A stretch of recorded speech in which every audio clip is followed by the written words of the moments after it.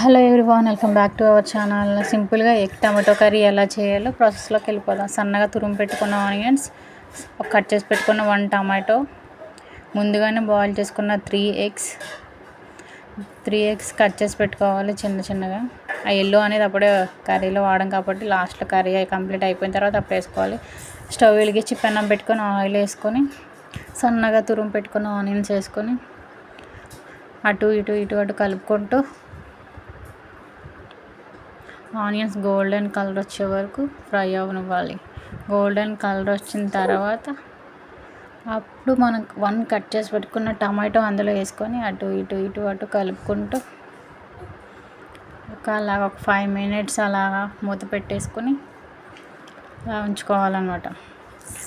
Onions టమాటా ఉడికిపోయిన తర్వాత అప్పుడు మనం కట్ చేసి పెట్టుకున్న ఎగ్ అందులో వేసుకొని అటు కలుపుతూ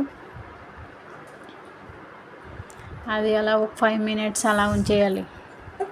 చపాతీలో కూడా ఈ కాంబినేషన్ సూపర్ అంటే సూపర్గా ఉంటుంది. మీరు కూడా ట్రై చేయండి, చాలా అంటే చాలా బాగుంటుంది. టేస్ట్కి సరిపడా సాల్ట్, పసుపు,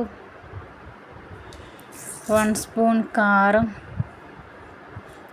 అయితే మేము 1 స్పూన్ వేసుకుంటాం. మీ కారం మీరు ఎంత తినగలరో అంత మీరు వేసుకోవచ్చు అనమాట. నేనైతే 1 స్పూన్ కారం వాడుతున్నాను. కారం మొత్తం వేసుకొని అటు కలుపుకుంటూ కలుపుకుంటూ ఆయిల్ పైకి తేలేదాకా ఒక 5 మినిట్స్ అలా ఉంచుకొని పచ్చివాసన అనేది పోయే వరకు ఆయిల్ పైకి తేలిన తర్వాత అప్పుడు కొన్ని వాటర్ పోసుకోవాలి. కొన్ని వాటర్ పోసుకొని అటు కలుపుకుంటూ మళ్ళీ ఒక 5 మినిట్స్ మూత పెట్టేసుకొని సిమ్లో పెట్టి ఉడికించాలన్నమాట. చూసారా, వాటర్ అంతా ఇంకిపోయిన తర్వాత అటు కలుపుకుంటూ ఎల్లోస్ ఉన్నాయి కదా, 2 ఎల్లోస్ అందులో వేసుకొని అవి వాటర్లో ఎందుకు వేయలేదంటే వాటర్లో వేస్తే కరిగిపోతాయని వాటర్ లేకుండా కర్రీ అంతా అయిపోయిన తర్వాత వేస్తున్నాను అనమాట. సింపుల్గా ఎగ్ టమాటో కర్రీ అయిపోయింది.